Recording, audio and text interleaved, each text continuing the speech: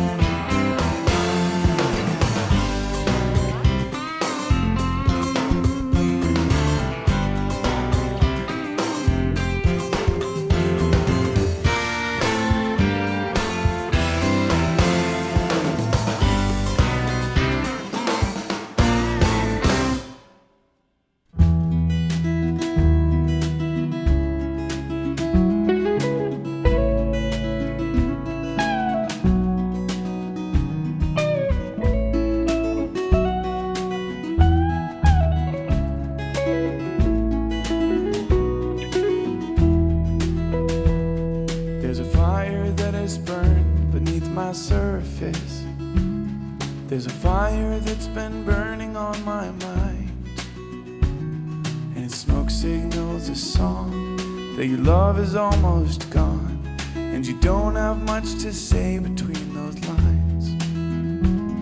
So I stirred up all the embers that were dying, and the sparks that flew continue still to shine, and their glow spells out a song that my love for you is strong, and I don't have much to say between those lines.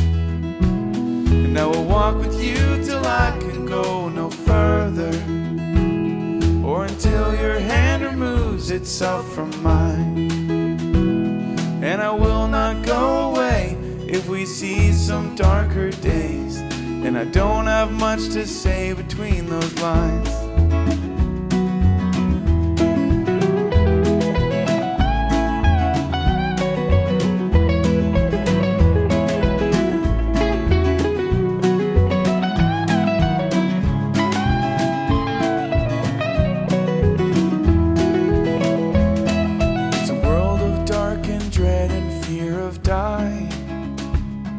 It's amazing here that any sun could shine, but I won't give up our light if you walk into the night, and I don't have much to say between those lines.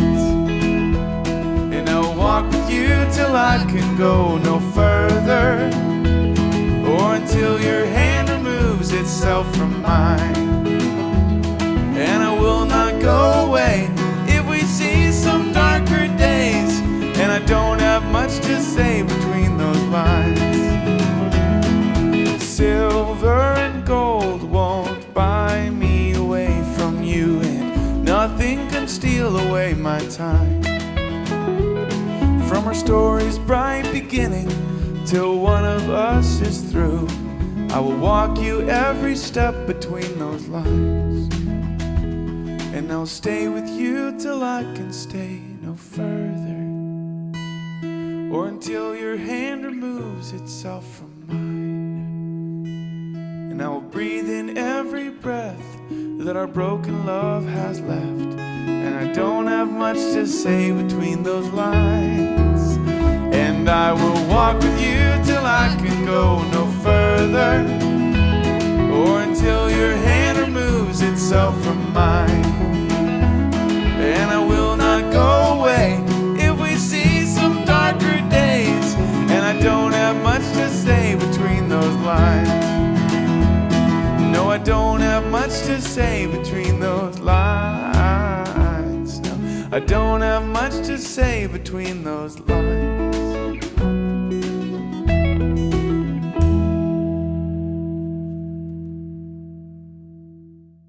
So tell us about the song we just heard, Between Those Lines.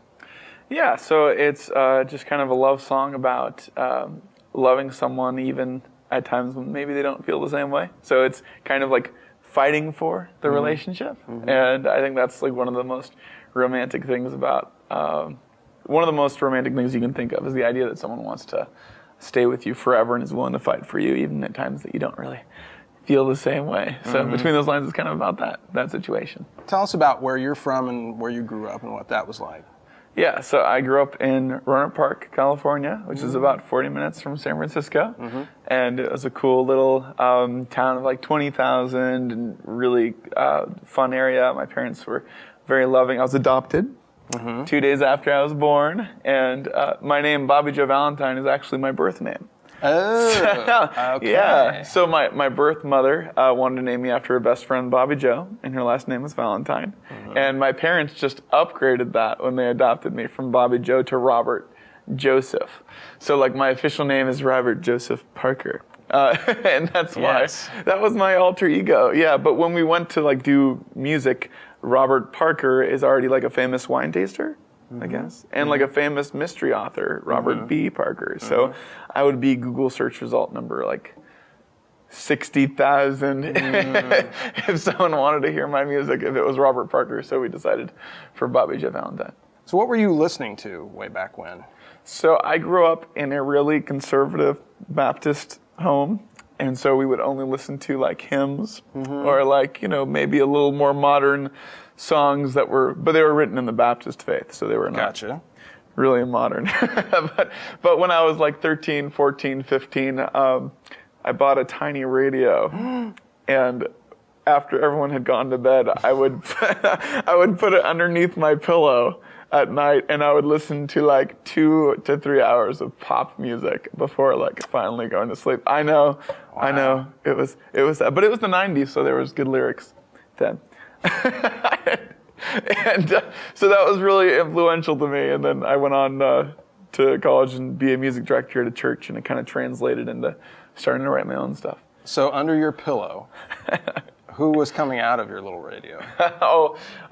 Well, some older like Switchfoot and Goo Goo Dolls were huge influences, and I loved the lyrics to their songs. I thought they were amazing. There was this band called Everclear, and they came out with this song called Wonderful, and it was about like a kid going through a divorce, and it was just so melodic and catchy, and at the same time so sad and powerful. And that musical tension I fell in love with. I loved that tension. So you can probably hear it a lot in the songs on my album, is that kind of tension. Indeed. It's like, hey, this is fun. Oh, these lyrics are, exactly. But if you look closer. And I like that. I like the idea of music having depth, having something to listen to the second time. Yep. So this next song we're going to do, Fly, it's a very cool song. Where did that come from? It came from a lot of emotions that I had as a kid, and kind of coming out of that even conservative culture, even in my 20s. It was really difficult. There was a lot of circumstances that were tough, and so it was kind of like my spirit telling me that I was like greater than the circumstances that I was in, because I've always had recurring dreams of flying. So I took that emotion and kind of figuring that stuff out, and I put it in the story of a little boy, and I put it in someone else's narrative. And people seem to really connect to that feeling of like, things are tough, but there's something bigger, on the horizon. And so that's, the boy had it in his dreams.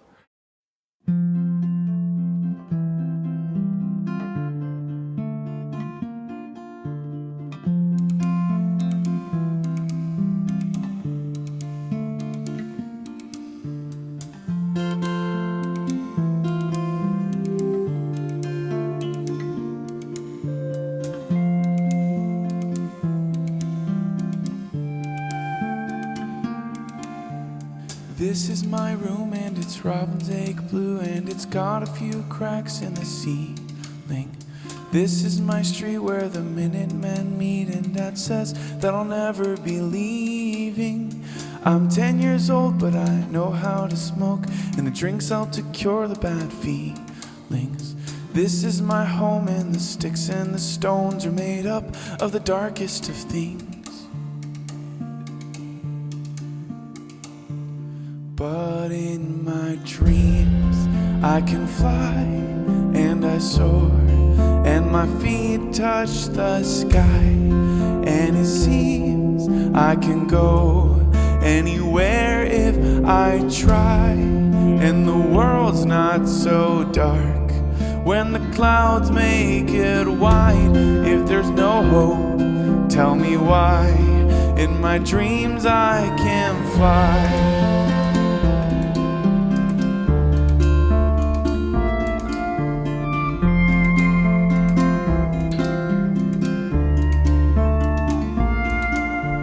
Here come those tears and I cover my ears, and I swear I can hear my own heart beat.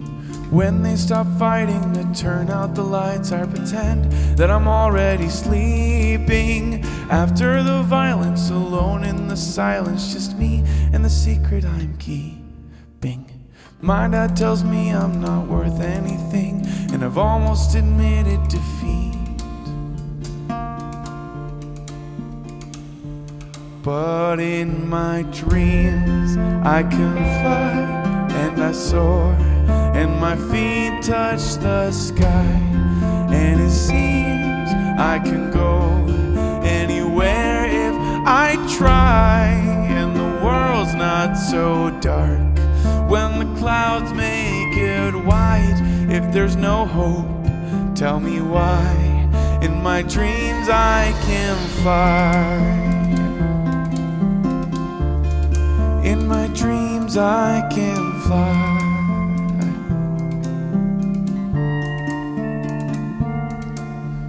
This is my room and it's robin's egg blue, and it's got a few cracks in the ceiling. This is my home and the sticks and the stones are made up of the darkest of things. After the violence, alone in the silence, just me and the secret I'm keeping. My dad tells me I'm not worth anything, and I've almost admitted it. But in my dreams I can fly and I soar, and my feet touch the sky. And it seems I can go anywhere if I try. And the world's not so dark when the clouds make it white. If there's no hope, tell me why. In my dreams I can fly, and my feet touch the sky. And it seems I can go anywhere if I try. And the world's not so dark when the clouds make it white. If there's no hope, tell me why. In my dreams I can fly. If there's no hope, tell me why. In my dreams I can fly. If there's no hope, tell me why. In my dreams I can fly.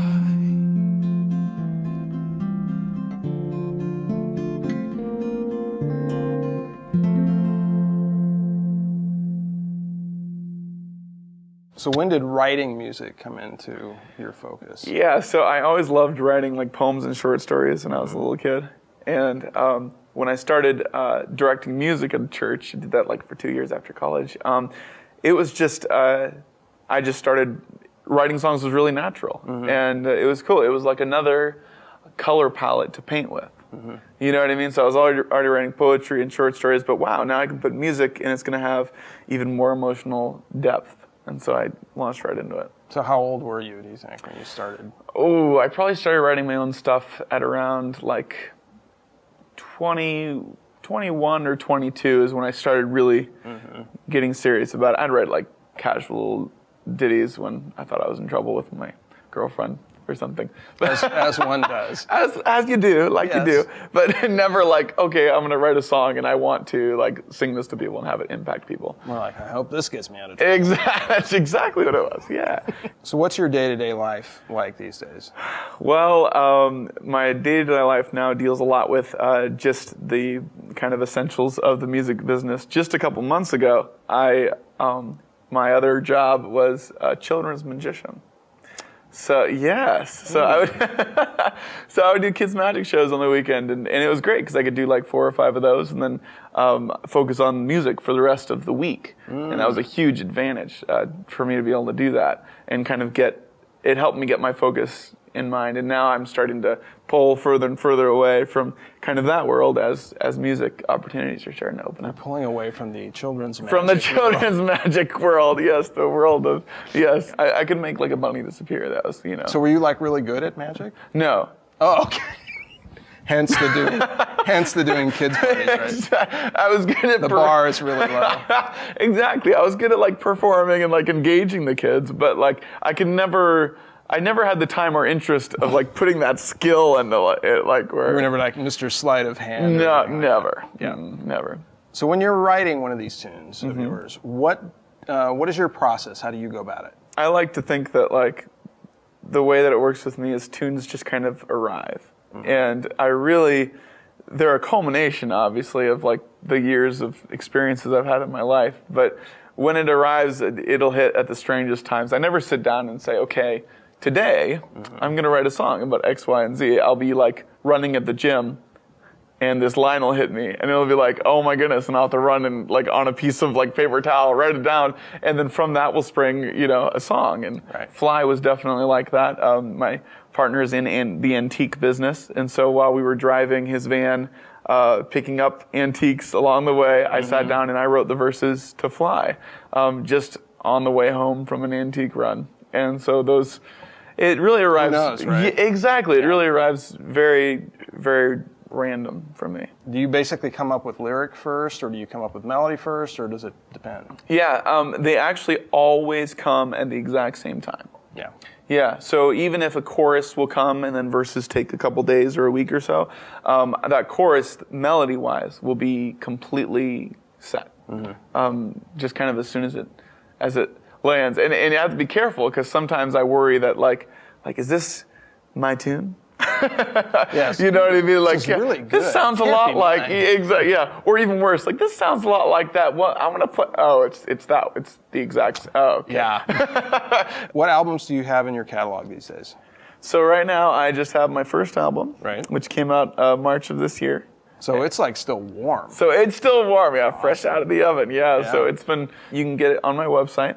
So I have hard copies available there, and I'm still homegrown, so I'm still shipping them out myself and signing them. Right. And so that's BobbyJoValentine.com, and there's no E in Joe. So they can find it there, and then also I'm on Facebook, facebook.com/BobbyJoV. Okay. And there's actually some free downloads of songs on there. Now, are you on iTunes and stuff like that? I am, yeah. Okay. So people can Google that. We're going to play Until the Last Leaf Falls. Yes. So where did this one come from? So this one was one that actually came from, and I'm going to backtrack because I just told you that songs just arrive, but it was a thing where I was going to try to do a song a day for 31 days, and I did 5 days, and I'm done. It wasn't like I was lazy or anything, but just events in my life carried me away. But anyways, this was one of the songs for the 5 days, and I had people, my friends that I had played it to, like aggressively follow up on that song for the months to come. Like, hey, this song that you wrote that one time is really catchy, and you should probably put it on your album. So that aggression helped me finally get it on my album, and that's the one that people say, like, as they're playing the album, they push the back button after they hear it. A little peer pressure never hurts sometimes. No, it doesn't. Sometimes it just helps. Yeah. So how did you feel about this tune when you wrote it? Were you feeling like, or were they like, oh yeah, this is awesome? I was feeling really good about it, actually. Okay. It's the idea of a person that you want to stay with forever, and then it's written in light of the brevity of life. So both of those things come into play in the song, and I think a lot of people connect with that, and a lot of just all ages really connect with that song, because they're like, that's the most romantic thing. Couples that have been together for 40 years. It's a very fun song. Yeah.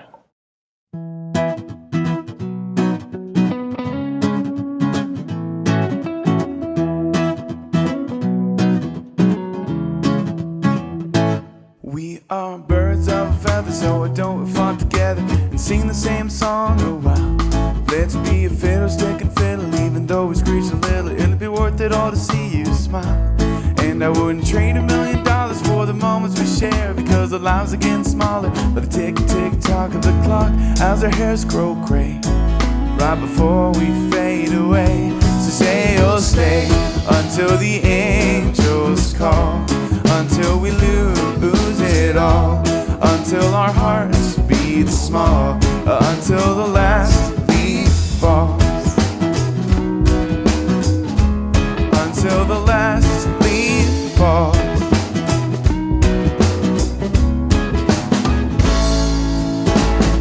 You are one pretty person and the situation worsens every time you catch my eye. You are a sunset in motion, bringing ripples of emotion that I can't quite keep inside. And I wouldn't trade $1 million for the moments we share, because the lives are getting smaller, but the tick tock of the clock as our hairs grow gray, right before we fade away. So say you'll stay until the angels call, until we lose it all, until our hearts beat small, until the last leaf falls, until it falls.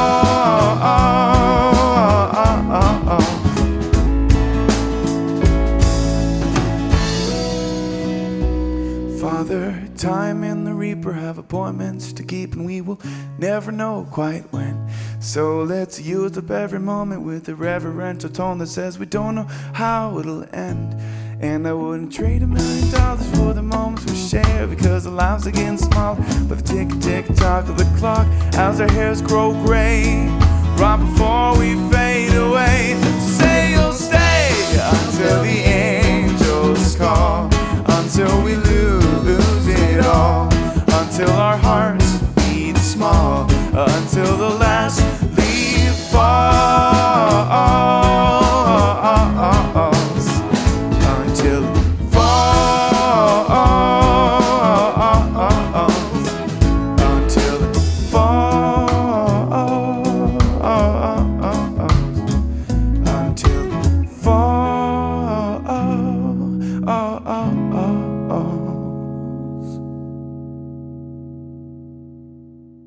We'd like to thank today's feature guest, Bobby Jo Valentine, for coming by and playing his great tunes with us.